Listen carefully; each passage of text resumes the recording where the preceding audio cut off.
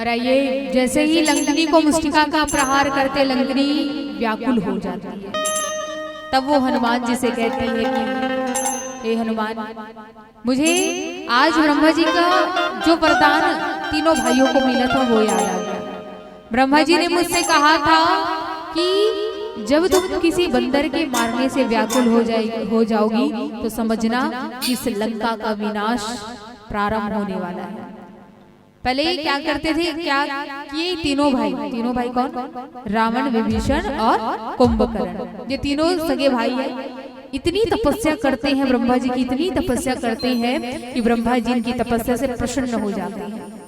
प्रसन्न होते हैं तो सबसे पहले रावण के पास आते हैं, कहते हैं कि रावण क्या वरदान चाहिए मांगो। तो रावण कहता है कि मुझे अजर अमर होने का वरदान दीजिए। तो ब्रह्मा जी कहते हैं कि अरे रावण सुन, जो इस संसार में आया है वो इस संसार से एक न एक दिन उसको जाना ही है। हम तुमको अजर अमर रहने का वरदान नहीं दे सकते। तो हनुमान जी कहते, तो रावण कहता है कि मन में विचार करता है कि इस संसार में ना तो मुझे मनुष्य मार सकते हैं, ना कोई वानर मार सकता है, तो क्यों ना मैं इन दोनों के हाथों से ना मरूं, ऐसा वरदान मांग लूं। फिर भी जिद करने लगता है रावण कि नहीं, मुझे अजर अमर का वरदान दीजिए, मुझे अजर अमर होना ही है। तब ब्रह्मा जी क्या करते हैं कि रावण के नाभि में अमृत कलश को रख देते हैं। रावण के नाभि में अमृत कलश को रख देते और कहते हैं कि रावण सुनो, जिस दिन तुम्हारा ये अमृत कलश सूख जाएगा उस दिन तुम्हारी मृत्यु निश्चित है, लेकिन जब तक इस भेद को कोई नहीं जानता तब तक तुम्हारी मृत्यु नहीं हो सकती है। अब भाई क्योंकि तीनों भाई वहीं पर थे तो दोनों भाई को भी ये बात पता रहती है, रावण की ये भेद पता रहता है कि रावण के नाभि में अमृत कलश रखा है ब्रह्मा जी।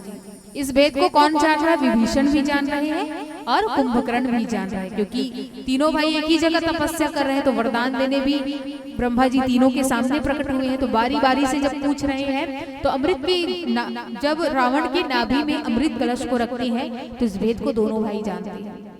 तो इस प्रकार से रावण से कहते हैं कि हे रावण, इस बात का ध्यान रखना कि तुम्हारे नाभि में जो अमृत कलश है वो सूखना नहीं चाहिए, क्योंकि जिस दिन यह सूख गया, जिस दिन इसको हानि पहुंची, उस दिन तुम्हारी मृत्यु हो जाएगी, क्योंकि अमृत ही नहीं रहेगा। अब विभीषण के पास में जाते हैं तो ब्रह्मा जी कहते हैं कि हे विभीषण, तुम्हें क्या वरदान चाहिए मांगो।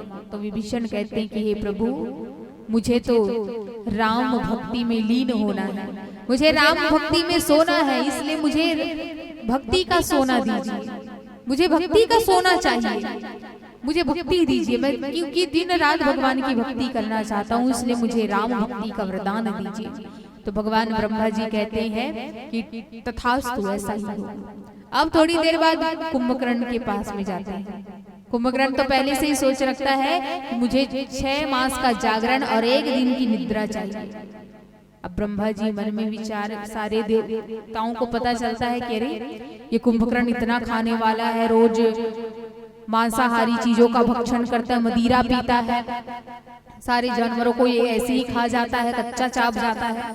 यदि ये 6 माह तक जागेगा तो संसार में कुछ चीज बचेगा ही नहीं।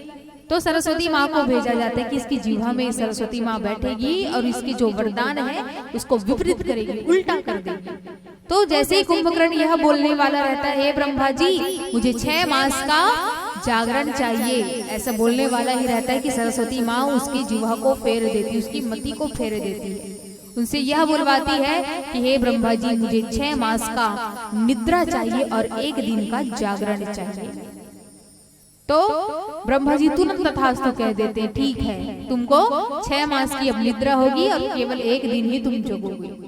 और इस प्रकार से तीनों भाइयों को वरदान मिल जाता है। तो द्वार पर पहरेदारी में उस समय लंकनी भी रहती है। तो ब्रह्मा जी जब वापस जाते हैं तो लंकनी को देखते हैं। तो लंकनी कहती है कि हे ब्रह्मा जी, आपने ऐसे कुंभकर्ण और रावण, विभीषण का तो एक बार समझ में भी आता है कि उसने भगवान की भक्ति मांगी, लेकिन रावण तो पाप करेगा, बहुत अत्याचार करेगा लोगों का, ऐसे ही बहुत सारे संतों को परेशान कर रहा है। तो ब्रह्मा जी लंकनी से कहते कि हे लंकनी, चिंता मत करो, इसका विनाश भी होगा।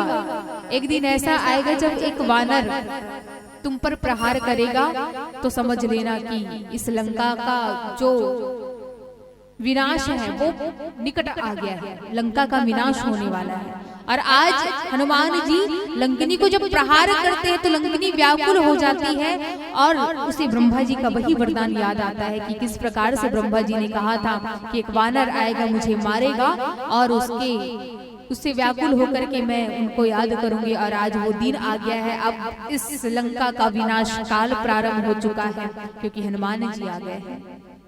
तो हनुमान जी से लंकिनी कहती है कि आज मैं तो बहुत धन्य हो गई जो आज मैं अपने नेत्रों से राम जी के भक्त हनुमान जी को अपने नेत्रों से दर्शन कर रही हूँ। हनुमान जी कौन है? संत है। और एक संत का प्रहार आज लंकिनी को लगा है। याद रखना, हम सबके जीवन में एक संत का होना, एक गुरु का होना अत्यंत आवश्यक है। यदि हमारे जीवन में गुरु नहीं होगा, महात्मा नहीं होगा, तब तक हमको ज्ञान नहीं होगा। हर व्यक्ति के जीवन में एक संत का होना अत्यंत आवश्यक है। जब तक हम संत का संग नहीं करेंगे तब तक हमको सत्संग नहीं मिलेगा। और आज लंकिनी को किसका संग मिल गया? हनुमान जी का संग मिल गया। और हनुमान जी कौन है? संत है। तो हर मनुष्य के जीवन में एक संत का होना अत्यंत आवश्यक है। लंकिनी हनुमान जी से कहती है कि तात स्वर्ग अपवर्ग सुख धरिय तुला एकंग तूल न ताहि सकल मिली जो सुख लव सत्संग। हे तात, यदि एक तराजू के पलड़े में एक और स्वर्ग के सुख को रखा जाए और दूसरे और मोक्ष के सत्संग के सुख को रखा जाए, एक और स्वर्ग के सुख को रख दो और दूसरे और सत्संग के सुख को रख दो, तो दोनों पलड़े में सत्संग का पलड़ा भारी होता है। इसलिए कहा जाता है कि कहीं भी यदि आपको 5 मिनट का भी सत्संग सुनने को मिलता है तो ध्यान से सुनिए। वो 5 मिनट का सत्संग ही आपको कहाँ ले जाएगा? मोक्ष की गति में ले जाएगा। इसलिए सत्संग हमेशा सुनना चाहिए। किसके सानिध्य में? संत के सानिध्य में। क्यों? क्योंकि संत कौन है? जो अपने जीवन में सत्य को धारण करते हैं, वही संत कहलाते हैं। जिनकी श्रद्धा और भक्ति भगवान के प्रति अनन्य होती है उसे हम संत कहते हैं। जो भगवान से प्रेम करता है हम उसे ब्राह्मण कहते हैं, लेकिन भगवान जिनसे प्रेम करता है हम उसे संत कहते हैं। तो ऐसे संतों के सानिध्य में रह करके हम सत्संग का लाभ ले सकते हैं। और आइए एक भजन तत्पश्चात आगे